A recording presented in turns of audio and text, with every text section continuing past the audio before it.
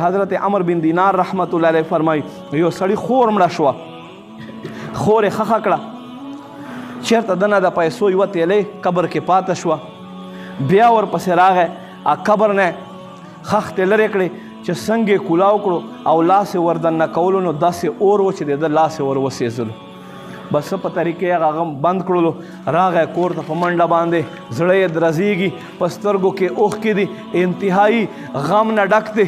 مور خواته کېناستو، مور ته وایي ای زما مورې دا راته ووایه زما خور عمل څنګه و، زما دا خور چې ځوانه خور ما ښخه کړه دې عمل څنګه و؟ وی ولې بچیه؟ وی زما مورې ما د خپلې خور په قبر کې اور کتلی دی، د دې قبر چې دی له اور نه ډکو دی په اور کې پرته وه.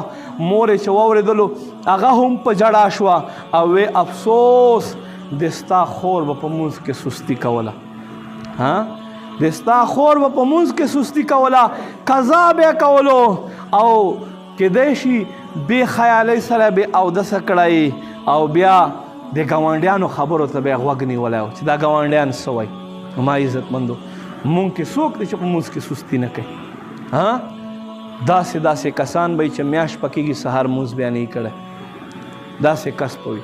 نو ما عزتمندو اخر مونږ کمې خواته روان یو؟ دا ولې مونږ دومره وبال دومره نقصان په سر باندې اخلو چې مونږ مونځ نه کوو؟ نبی پاک صلی الله علیه و آله وسلم فرمایي من ترک صلاة متعمدا کتب اسمه علی باب النار.